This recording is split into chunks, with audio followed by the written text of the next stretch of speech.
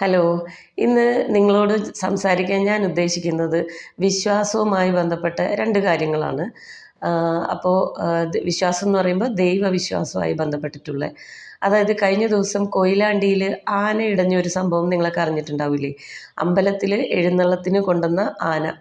ആ ആനകളിൽ പടക്കം പൊട്ടുന്ന ശബ്ദം കേട്ടിട്ട് പിന്നിൽ നിൽക്കുന്ന ആന മുന്നിൽ നിൽക്കുന്ന ആനയെ കുത്തി, അങ്ങനെ പരിഭ്രാന്തി ഉണ്ടാക്കി 2 ആനകളും ഇടഞ്ഞോടി. അവിടെ ഭയങ്കര പ്രശ്നങ്ങളൊക്കെ ആയി. പിന്നെ അവിടുത്തെ കമ്മിറ്റി ഓഫീസ് തകർന്ന് വീണിട്ട് 3 പേര് മരിച്ചു. 2 സ്ത്രീയും 1 പുരുഷനും മരിച്ചു. ഇതാണ് അതിൻ്റെ റിപ്പോർട്ട്. അതിൻ്റെ വീഡിയോ ഞാനിവിടെ വയ്ക്കാം. അത് കണ്ടിട്ട് നമുക്ക് ബാക്കി സംസാരിക്കാം.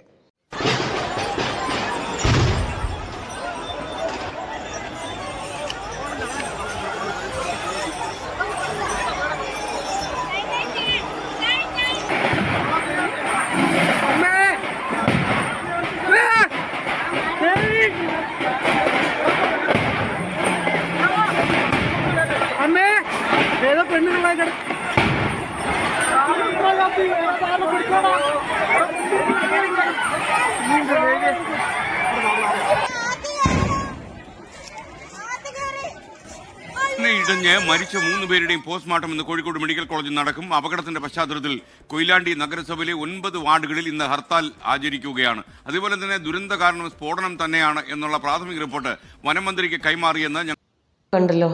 അതായത് എത്ര ഭീതിജനകമായ ഒരു അന്തരീക്ഷമാണ് അവിടെ ഉണ്ടായെന്നുള്ളതാണ്. അതായത് നമ്മൾ അമ്പലത്തിലേക്ക് ദൈവമേ എന്ന് പ്രാർത്ഥിക്കാൻ വേണ്ടി, ഈശ്വര രക്ഷിക്കണേ എന്ന് പ്രാർത്ഥിക്കാൻ വേണ്ടി പോകുന്ന സ്ഥലമാണ് അമ്പലം. ആ അമ്പലത്തിൽ ചെന്ന് കഴിയുമ്പോൾ ഇതേപോലെയുള്ള ഉത്സവങ്ങളിൽ ആന എഴുന്നള്ളിച്ചിട്ട് ഉണ്ടാകുന്ന അപകടമാണിപ്പോൾ.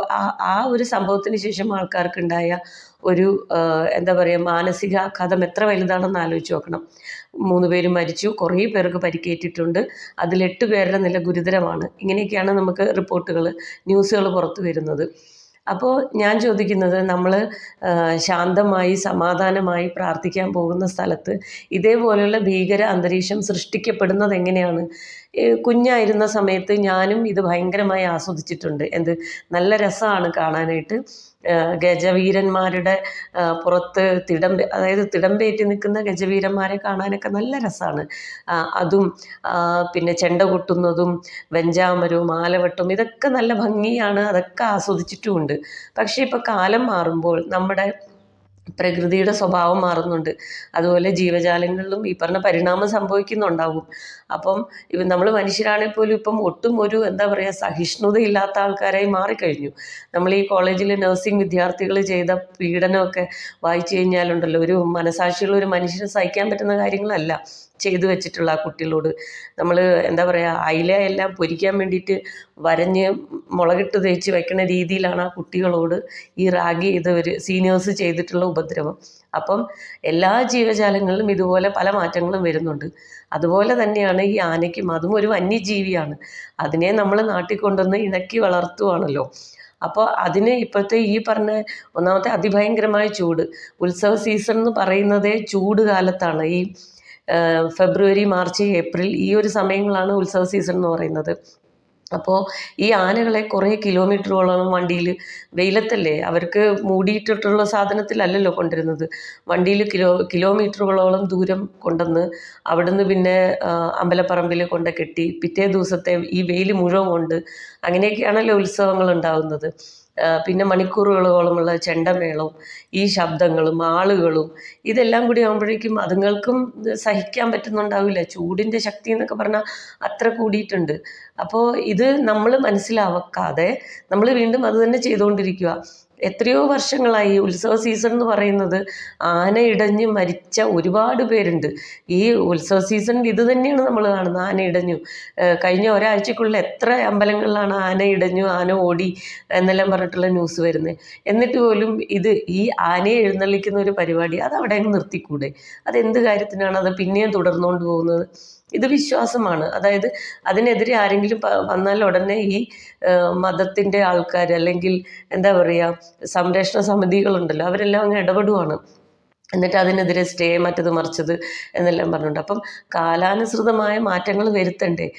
ഈ ജീവികളെ അവർക്ക് സഹിക്കാൻ പറ്റുന്നതിനപ്പുറം ആകുമ്പോഴാണ് അവർ ഉപദ്രവിക്കുന്നത്. അതും ഈ കഴിഞ്ഞ ദിവസത്തെ സംഭവം എന്ന് പറഞ്ഞു കഴിഞ്ഞാൽ പടക്കം പൊട്ടുന്ന ഒച്ച കേട്ടിട്ട് മുമ്പിൽ നിൽക്കുന്ന ആന പിന്നിൽ നിൽക്കുന്ന ആന കുത്തിയിട്ട് രണ്ടാളും കൂടി ഓടി അങ്ങനെ ഉണ്ടായ അപകടമാണ്. ആനപ്പുറത്തിരുന്ന മേൽശാന്തിയുടെ അവസ്ഥയൊന്ന് ആലോചിച്ച് നോക്കണം. അപ്പോൾ അയാൾ ഊർന്നിറങ്ങുന്ന ഒരു ഇതൊക്കെ ഉണ്ട്. എന്തോ ഭാഗ്യത്തിനാണ് ആനയുടെ ചവിട്ട് കൊള്ളാതിരുന്നത്. മുന്നിലത്തെ ആന ചവിട്ടിയിൽ പിന്നിലത്തെ ആന ചവിട്ടൊന്നും കൊള്ളാതെ രക്ഷപ്പെട്ടത് അയാളുടെ ഭാഗ്യം കൊണ്ട് മാത്രമാണ്.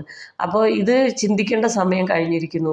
എന്തിനാണ് ഈ അമ്പലങ്ങളിൽ ഉത്സവവും എല്ലാം നല്ലതാണ്, താലപ്പൊലി നല്ലതാണ്, പിന്നെന്താ മറ്റു രീതികളുണ്ടല്ലോ, ഈ ജീവികളെ ഉപദ്രവിക്കാതെ, പ്രത്യേകിച്ച് ആനകളെ ഉപദ്രവിക്കാതെ. അതിന് ഇടഞ്ഞു കഴിഞ്ഞാൽ നമുക്ക് ഒരു തരത്തിലും അതിനെ നിയന്ത്രിക്കാനൊന്നും പറ്റുന്നില്ല അല്ലേ? എത്ര വലിയ പാപ്പാനാന്ന് പറഞ്ഞാലും ഒരു പാപ്പാൻ എന്താ പറയുക, ഒരു കുത്തു കൊണ്ടിട്ട് കരൾ തെറിച്ചു പോയി എന്നൊരു ന്യൂസും കൂടി ഞാൻ കണ്ടു. ഞാൻ ഈ വീഡിയോ എടുക്കുന്നതിന് മുന്നേ കണ്ടൊരു ന്യൂസാണ്.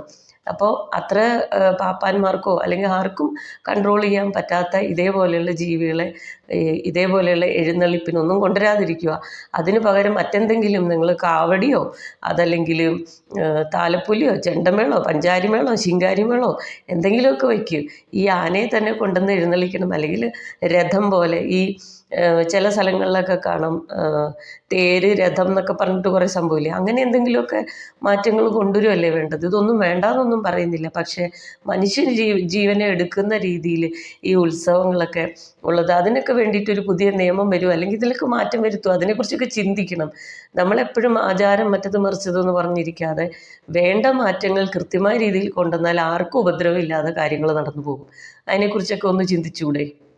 പിന്നെ രണ്ടാമത് ഞാൻ പറയണമെന്ന് ഉദ്ദേശിച്ച കാര്യം എന്ന് പറഞ്ഞാൽ, ഒരു ശിവലിംഗത്തിന് ഈ അടുത്ത് കിട്ടിയിട്ടുണ്ട്. പാല അതിരൂപതയുടെ കീഴിലുള്ള സ്ഥലത്ത് ശിവലിംഗം അവർ കപ്പ കൃഷിക്ക് വേണ്ടിയിട്ട് JCB വെച്ച് മണ്ണ് മാറ്റുമ്പോൾ മണ്ണിൻ്റെ അടിയിൽ നിന്ന് ശിവലിംഗത്തിനെ കിട്ടി. എന്തായാലും അത് വലിയ പ്രശ്നങ്ങളില്ലാതെ അവരത് കൈകാര്യം ചെയ്തിട്ടുണ്ട്.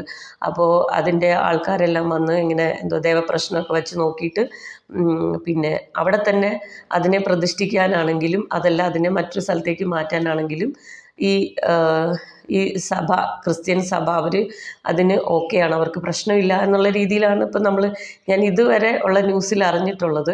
എങ്ങനെയായാലും ആ സ്ഥലം വിട്ടുകൊടുക്കണമെങ്കിൽ അതിനും അവർ റെഡിയാണ്, അതിരൂപത റെഡിയാണ് എന്നാണ് അറിഞ്ഞത്. അങ്ങനെ അവർ റെഡി ആയതുകൊണ്ട് അവിടെ മറ്റ് പ്രശ്നങ്ങളൊന്നും വരുന്നില്ല.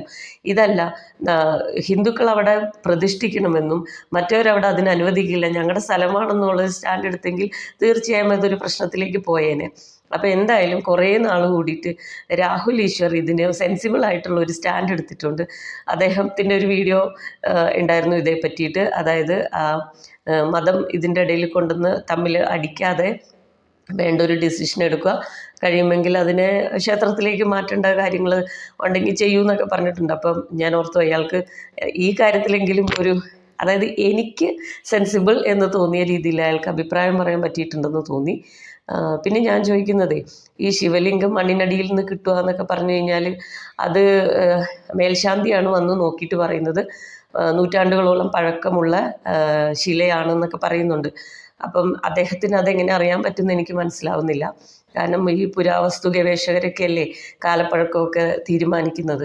അപ്പം അതിൻ്റെ ക്ഷേത്രവുമായി ബന്ധപ്പെട്ട ഒരാൾ പറയുന്നുണ്ട് അത് അടിച്ചു പൊട്ടിച്ച പോലെ രണ്ടായിട്ട് പൊട്ടിയിട്ടുണ്ട് എന്നൊക്കെ. ഇതൊക്കെ നമ്മുടെ ഊഹാപോഹം പറയുന്നതായിരിക്കും. എൻ്റെ ഒരു സംശയം എന്താണെന്ന് വെച്ചാൽ, ഇപ്പം നമ്മൾ ഈ പ്രളയം ഉരുൾപൊട്ടലൊക്കെ നമ്മൾ കാണുന്നുണ്ടല്ലോ, അങ്ങനെ ഏതെങ്കിലും സമയത്തുണ്ടായ ഉരുൾപൊട്ടലിൽ എവിടെയോ ഉണ്ടായിരുന്ന ഒരു ശിവലിംഗം ഒഴുകി വന്ന് പാറയിലും കല്ലിലെല്ലാം പൊട്ടിയതാണോന്നും നമുക്ക് പറയാൻ പറ്റില്ല. അപ്പം നമ്മളിങ്ങനെ എന്താ പറയുക ആരോപണങ്ങൾ ഉന്നയിക്കുമ്പോൾ ഇങ്ങനെയുള്ള സാധ്യതകളും ഉണ്ട്. ഇപ്പോൾ വയനാട്ടിലുണ്ടായ ദുരന്തം, ആ ഉരുൾപൊട്ടലിൽ അവിടെ ഒരു ശിവക്ഷേത്രം ഉണ്ടായിരുന്നു. ആ ശിവക്ഷേത്രം അങ്ങനെ തന്നെ അങ്ങ് ഒഴുകിപ്പോയി. അപ്പോൾ അവിടെ ഉണ്ടായിരുന്ന ശിവലിംഗമോ അല്ലെങ്കിൽ മറ്റ് പ്രതിഷ്ഠകളോ ഒക്കെ എവിടെയാണ് പോയി അടിഞ്ഞിട്ടുണ്ടാവുക എന്ന് നമുക്കൊരു രൂപവും ഇല്ല.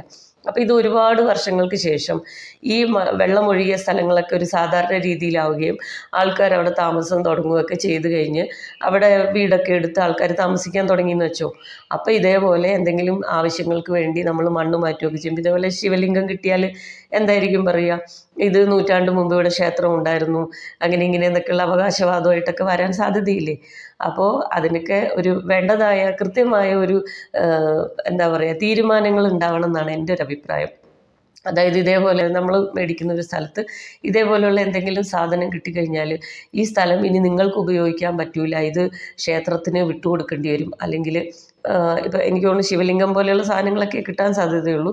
അതാണല്ലോ നൂറ്റാണ്ടുകളോളം പഴക്കമുള്ള നമ്മുടെ നാട്ടിലുണ്ടായിരുന്ന നമ്മുടെ ഒരു വിശ്വാസവും രീതികളും ഒക്കെ. അപ്പം ഇങ്ങനെയൊക്കെ കിട്ടിക്കഴിഞ്ഞാൽ നിങ്ങളിനി ഇവിടെ താമസിക്കാൻ പാടില്ല, ഇത് ക്ഷേത്രത്തിന് വിട്ടുകൊടുക്കണം എന്നൊക്കെ പറഞ്ഞാൽ അത് പ്രാക്ടിക്കലാണോ? അത് നടക്കാത്തൊരു കാര്യമല്ലേ? അപ്പോൾ അതിനൊക്കെ കൃത്യമായൊരു എന്താ പറയുക, തീരുമാനങ്ങളും നിയമങ്ങളും ഒക്കെ കൊണ്ടുവരണം.